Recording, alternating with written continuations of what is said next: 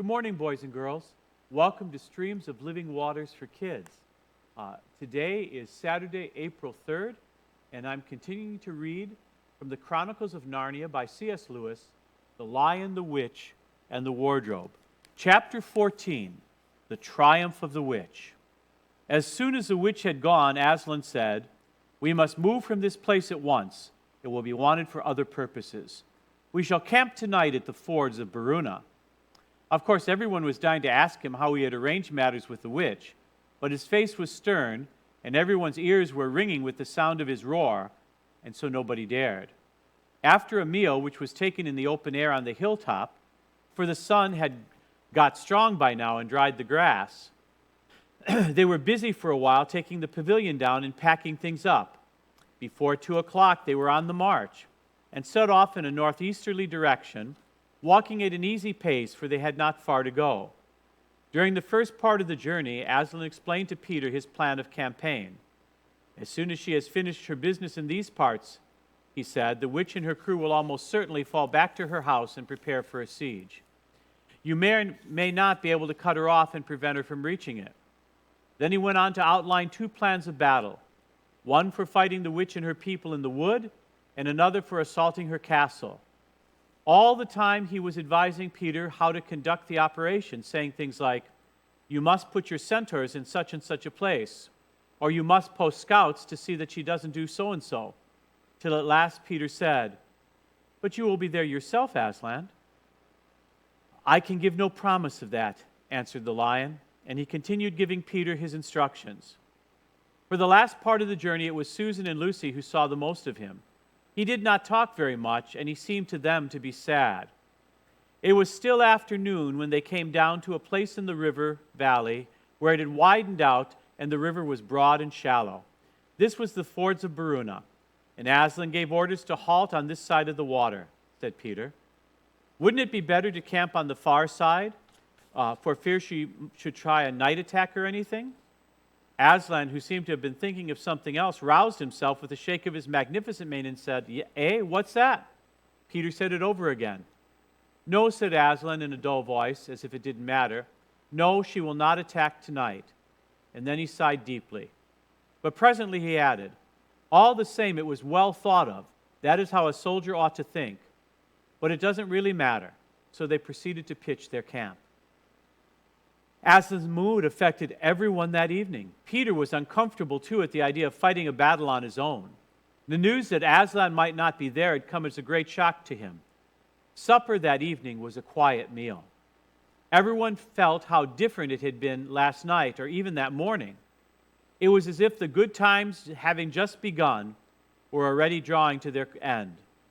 This feeling affected Susan so much that she couldn't sleep when she went to bed. After she had lain counting sheep and turning over and over, she heard Lucy give a long sigh and turn over just beside her in the darkness. "Can't you sleep either?" said Susan. "No," said Lucy. "I thought you were sleeping." "I say, Susan, what?" "I have a most horrible feeling as if something were hanging over us." "Have you? Because as a matter of fact, so do I." "Something about Aslan," said Lucy. "Either something dreadful is going to happen to him or something dreadful that he's going to do." "There's been something wrong with him all afternoon," said Susan. "Lucy, what was that he said about not being with us at the battle? You don't think he could be stealing away and leaving us tonight, do you?" "Where is he now?" said Lucy. "Is he there in the pavilion?" "I don't think so." "Susan, let's go outside and have a look around. We might see him." "All right, let's," said Susan. "We might just as well be doing that as lying here awake." Very quietly, the 2 girls groped their way among the other sleepers and crept out of the tent. The moonlight was bright and everything was quiet except for the noise of the river clattering over its stones. Then Susan suddenly caught Lucy's arm and said, "Look!" On the far side of the campground, just where the trees began, they saw the lion slowly walking away from them into the woods. Without a word, they followed him. He led them up the steep slope of the river valley and then slightly to the right, apparently by the same route that they had used that afternoon coming from the hill of the stone table. And on he led them into dark shadows and out into pale moonlight, getting their feet wet with the heavy dew. he looked somehow different from the Aslan they knew. His tail and his head hung low, and he walked slowly as if he were very, very tired. Then, when they were crossing a wide open place where there were no shadows for them to hide in, he stopped and looked around. It was no good trying to run away, so they came forward. When they came closer, he said, "Oh, children, children, why are you following me?" "We couldn't sleep," said Lucy, and then felt sure that she need say no more, and that Aslan knew all they had been thinking. "Please, may we come with you wherever you're going?" asked Susan. "Well," said Aslan, and seemed to be thinking. Then he said, "I should be glad of company tonight. Yes, you may come, if you will promise to stop when I tell you, and after that leave me to go on alone." "Oh, thank you, and we will," said the two girls. Forward they went again. One of the girls walked on each side of the lion. But how slowly he walked, and his great royal head drooped so that his nose nearly touched the grass. Presently he stumbled and gave a low moan. "Aslan, dear Aslan," said Lucy, "what's wrong? Can't you tell us?" "Are you ill, dear?" said Aslan. "Are you ill, dear Aslan?" asked Lucy. "No," said Aslan, "I am sad and lonely. Lay your hands on my mane so that I can feel you are there, and let us walk together." The girls did what they would never have dared to do without his permission, but what they had longed to do ever since they first saw him. They buried their cold hands in the beautiful sea of fur and stroked it, and doing so walked along with him. And presently they saw they were going with him up the slope of the hill on which the stone table stood. When they were at the side where the trees came the furthest up, and when they got to the last tree, it was the one that had some bushes about it, Aslan stopped and said, "Oh, children, children, here you must stop. And whatever happens, do not let yourself be seen. Farewell." The girls cried bitterly, though they hardly knew why, and clung to the lion and kissed his mane and nose and paws and his great sad eyes. Then he turned from them and walked on to the top of the hill. Lucy and Susan, crouching in the bushes, looked after him, and this is what they saw. A great crowd of people were standing all around the stone table. And though the moon was shining, many of them carried torches, which burned with evil-looking red flames and black smoke. But such people, ogres with monstrous teeth, and wolves, and bull-headed men, spirits of evil trees and poisonous plants, and other creatures whom I won't describe, because if I did, the grown-ups would probably not let you read this book. Cruels and hags and incubuses, wraiths, horrors, ifrits, sprites, orkneys, woozes, and ettins. In fact, here were all those who were on the witch's side and whom the wolf had summoned at her command. And right in the middle, standing by the table, was the witch herself. A howl and a gibber of dismay went up from the creatures when they first saw the great lion pacing toward them. And for a moment, even the witch herself seemed struck with fear. Then she recovered herself and gave a fierce laugh. "The fool! The fool is come! Bind him fast!" Lucy and Susan held their breaths, waiting for Aslan's roar and his spring upon his enemies. But it never came. Four hags, grinning and leering, yet also at first hanging back, half afraid of what they had to do, had approached him. "Bind him, I say," repeated the witch. The hags made a dart at him and shrieked with triumph when they found he made no resistance at all.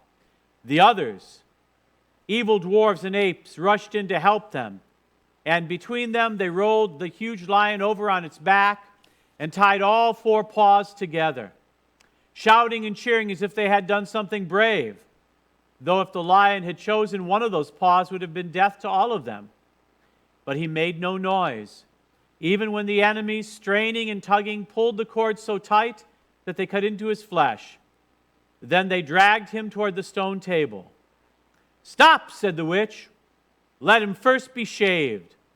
Another roar of mean laughter went up from her followers as an ogre with a pair of shears came forward and squatted down by Aslan's head. Snip, snip, snip went the shears, and masses of curling gold began to fall to the ground. Then the ogre stood back, and the children, watching from their hiding place, could see the face of Aslan looking small and different without its mane. The enemies also saw a difference. "Why, he's only a great cat after all. Is that all we were afraid of?" said another. They surged around Aslan, jeering at him, saying things like, "Puss, puss, poor pussy, and how many mice have you caught today, cat? Would you like a saucer of milk, pussums?" "How? Oh, how can they?" said Lucy, tears streaming down her cheeks. "The brutes, the brutes!" For now that first shock was over, that of the shorn face of Aslan looked to her braver and more beautiful and more patient than ever. "Muzzle him," said the witch. And even now, as they worked about his face, putting on the muzzle, one bite from his jaws would have cost 2 or 3 of them their hands. But he never moved. And this seemed to enrage the rabble all the more. Everyone was at him now. Those who had been afraid to come near him, even after he was bound, began to find their courage. And for a few minutes, the 2 girls could not even see him. So thickly was he surrounded by the whole crowd of creatures, hitting him, kicking him, spitting on him, jeering at him. At last, when they had had enough of this, they began to drag the bound and muzzled lion to the stone table, some pulling, some pushing. He was so huge that even when they got him there, it took all their efforts just to hoist him onto the surface. Then there was more tyings and more cords and more tightening of cords. The cowards, sobbed Susan. Are they still afraid of him even now? Then once Aslan had been tied, and tied so that he was really a mass of cords, on the flat stone, a hush fell on the crowd. The 4 hags holding 4 torches stood at the corners of the table. The witch bared her arms as she had bared them the previous night when it had been Edmund instead. Then she began to whet her knife. It looked to the children, when the gleam of the torchlight fell on it, as if the knife were made of stone and not steel. And it was of a strange and evil shape. At last she drew near. She stood by Aslan's head. Her face was working and twitching with passion. But his looked up at the sky, still quiet, neither angry nor afraid, but a little sad. Then, just before she gave the blow, she stooped down and said in a quivering voice, "Who is won now? Fool, do you think by this that you could save the human traitor? I will kill you now instead of him, as our pact was, and so the deep magic will be appeased. But when you are dead, what will prevent me from killing him as well? And who will take him out of my hand then? Understand that you have given me Narnia forever. You have lost your own life, and you have not saved his. In that knowledge, despair and die." The children did not see the actual moment of the killing. They could not bear to look and had covered their eyes. I don't think we can leave Aslan there, dead on the stone table. So we're going to read chapter 15 today as well. Deeper magic from the dawn of time. While the 2 girls still crouched in the bushes, with their hands over their faces, they heard the voice of the witch calling out, "Now follow me, all, and we will set out about what remains of this war. It will not take us long to crush the human vermin and the traitors now that that great fool, that great cat, lies dead." At this very moment, the children were for a few seconds in very great danger, for the wild cries and the noise of skirling pipes and shrill horns blowing, the whole of that vile rabble came sweeping off the hilltop, down the slope, right past their hiding place. They felt the specters go by them like a cold wind. They felt the ground shake underneath them, under the galloping feet of the minotaurs. And overhead there went a flurry of foul wings and blackness of vultures and giant bats. Any other time they would have trembled with fear, but now the sadness and shame and horror of Aslan's death so filled their minds that they hardly thought of it. As soon as the wood was silent again, Susan and Lucy crept out onto the open hilltop. The moon was now getting low, and the thin clouds were passing across her. but they could still see the shape of the lion lying dead in his bonds. And they both knelt in the wet grass and kissed his cold face and stroked his beautiful fur, what was left of it, and cried till they could cry no more. And then they looked at each other and held each other's hands for mere loneliness and cried again. And then they were silent. At last Lucy said, "I can't bear to look at that horrible muzzle. I wonder, could we take it off?" So they tried, and after a lot of working at it, for their fingers were cold and it was the darkest part of the night, they succeeded. And when they saw his face without it, they burst out crying again and kissed it and fondled it and wiped away the blood and the foam as well as they could. And it was all the more lonely and hopeless and horrid than I know how to describe. "I wonder, could we untie him?" said Susan presently. But the enemies, out of pure spitefulness, had drawn the cord so tight that the girls could make nothing of the knots. I hope no one who reads this book has been quite as miserable as Susan and Lucy were at that night. But if you had been, if you've been up all night and cried that you had no more tears left in you, you will know that there comes in the end a sort of quietness. You feel as if nothing was ever going to happen again. At any rate, that was how it seemed for these two. Hours and hours seemed to go by in this dead calm, and they hardly noticed that they were getting colder and colder. But at last, Lucy noticed two things. One was that the sky on the east side of the hill was a little less dark than it had been an hour ago. The other was that some tiny movement was going on in the grass at her feet. At first, she took no interest in this. What did it matter? Nothing mattered now. But then at last, she saw that whatever it was had begun to move up the upright stones of the stone table. And now whatever they were moving about on Aslan's body. She peered closer. They were little gray things. "Oh," said Susan from the other side of the table, "how beastly. They are horrid little mice crawling over him. Go away, you little beast." And she raised her hand to frighten them. "Wait," said Lucy, who had been looking at them more closely. "Can't you see what they're doing?" Both girls bent down and stared. "I do believe," said Susan. "How queer. They're nibbling away at the cords." "That's what I thought," said Lucy. "They're friendly mice." "Poor things, they don't realize he's dead. They think it'll do some good to untie him." It was definitely lighter now. Each of the girls noticed for the first time the white face of the other. They could see the mice nibbling away, dozens and dozens, even hundreds of little field mice. At last, one by one, the ropes were all gnawed through. The sky in the east was whitish now, and the stars were getting fainter, all except one very big one low down on the eastern horizon. They felt colder than they had been all that night. The mice crept away again. The girls cleared away the remains of the gnawed ropes. Aslan looked more like himself without them. Every moment his dead face looked nobler as the light grew and they could see it better. In the wood behind them, a bird gave a clucking sound. It had been so still for hours and hours that it startled them. Then another bird answered it. Soon birds were singing all over the place. It was definitely early morning now, not late night. "I am so cold," said Susan. "So am I," said Lucy. "Let's walk about a bit." They walked to the eastern edge of the hill and looked down. The one big star had almost disappeared. The country looked almost gray. But beyond, at the very edge of the world, the sea showed pale.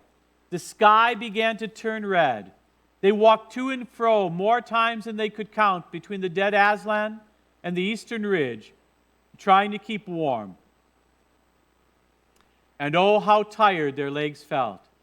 Then at last, as they stood for a moment looking out toward the sea in Cair Paravel, which they could just now make out, the red turned to gold along a line where the sea and the sky met and very slowly came up the edge of the sun. At that moment, they heard from behind them a loud noise, a great cracking, a deafening noise as if a giant had broken a giant's plate. "What's that?" said Lucy, clutching Susan's arm.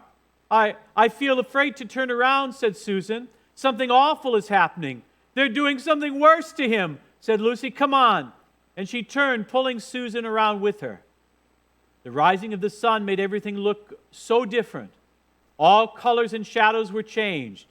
For a moment they didn't see the important thing. Then they did.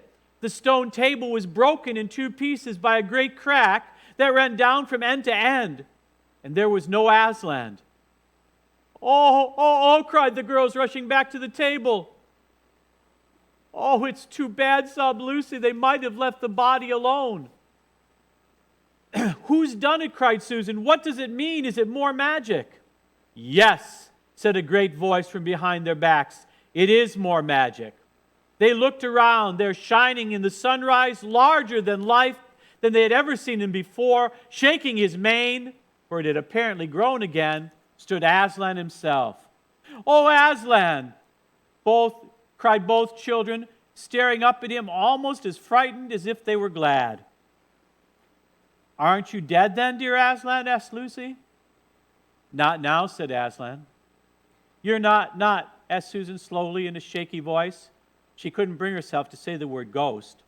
Aslan stooped his golden head and licked her forehead. The warmth of his breath and the rich sort of smell that seemed to hang over his hair came all over her. Do I look it? Oh, you're real, you're real. Oh, Aslan, cried Lucy. And both girls flung themselves upon him and covered him with kisses. But what does it all mean? Asked Susan when they were somewhat calmer. It means that though the witch knew the deep magic, there is a magic deeper still which she did not know. Her knowledge only goes back to the dawn of time. But if she could have looked a little further back into the stillness and the darkness before time dawned, she would have read there a different incantation. She would have known that when a willing victim who had committed no treachery was killed in a traitor's stead, the table would crack and death itself would start working backwards. And, oh yes, now? Said Lucy, jumping up and down, clapping her hands. Oh, children, said the lion, I feel my strength coming back to me. Oh, children, catch me if you can. He stood for a second, his eyes very bright, his limbs quivering, lashing himself with his tail. And then he made a high leap over their heads and landed on the other side of the table. Laughing, though she didn't know why, Lucy scrambled over it to reach him. Aslan leapt again. A mad chase began. Round and round the hilltop he led them, hopelessly now out of their reach, now letting them almost catch his tail, now diving between them and tossing them in the air with his huge and beautifully velveted paws and catching them again. And now stopping unexpectedly so that all 3 of them rolled together in a laughing, happy heap of fur and arms and legs. It was such a romp as no one has ever had except in Narnia. And whether it was more like playing with a thunderstorm or playing with a kitten, Lucy could never make up her mind. And the funny thing is that when all three together finally lay panting in the sun, the girls no longer felt in the least bit tired or thirsty or hungry. And now, said Aslan presently, to business. I feel I'm going to roar. You had better put your fingers in your ears. And they did. Aslan stood up, and when he opened his mouth to roar, his face became so terrible that they did not dare look at it. And when they saw all the trees in front of him bend before the blast of his roaring, as grass in a meadow before the wind, then he said, we have a long journey to go. You must ride on me. And he crouched back, and Susan and the children climbed onto his warm and golden back, and Susan sat first, holding on tightly to his mane, and Lucy sat behind, holding on tightly to Susan. And then with a great heave, he rose beneath them, and then shot off faster than any horse could go, downhill and into the thick of the forest. That ride was perhaps the most wonderful thing that happened to them in Narnia. Have you ever had a gallop on a horse? Think of that. Then take away the heavy noise of the hoofs and the jingle of the bits, and imagine the almost noiseless padding of great paws. Then imagine, instead of a black or gray or chestnut back of the horse, the soft roughness of golden fur and the mane flying back in the winds. and imagine you were going twice as fast as the fastest racehorse. But this is a mount that doesn't need to be guided and never grows tired. He rushes on and on, never missing his footing, never hesitating, treading his way perfectly between tree trunks, jumping over bush and briar, and the smaller streams waging the larger, swimming the largest of all. You are riding not on a road or in a park or even on the downs, but right across Narnia in spring, down solemn avenues of beech, across sunny glades of oak, through wild orchards of snow-white cherry trees, past roaring waterfalls and mossy rocks and echoing caverns, up windy slopes alight with gorse bushes, and across the shoulders of heathery mountains, and along giddy ridges, and down, down, down again into wild valleys, and out into acres of blue flowers. It was nearly midday when they found themselves looking down the steep hillside at a castle, a little toy castle it looked from where they stood, which seemed to be all pointed towers. But the line was rushing down at such a speed that it grew larger every moment. And before they had even time to ask themselves what it was, they were already on level with it. And now it was no longer looked like a toy castle, but rose frowning in front of them. No face looked over the battlements, and the gates were shut. And Aslan, not at all slacking his pace, rushed straight as the bullet toward it. "The witch is home," he cried. "Now, children, hold tight." The next moment, the whole world seemed to turn upside down, and the children felt as if they had left their insides behind them. For the lion had gathered himself together for a great leap, greater than any he had yet made, and jumped, or you may call it flying, rather than jumping, right over the castle wall. And the two girls, breathless but unhurt, found themselves tumbling off his back in the middle of a wide stone courtyard full of statues. Well, next week, boys and girls, we're going to find out what happened to the statues. Thank you for joining me. Tomorrow is Easter Sunday, the day we celebrate the resurrection of Jesus. The Lord is risen. He is risen indeed. God bless you, boys and girls. Bye-bye now.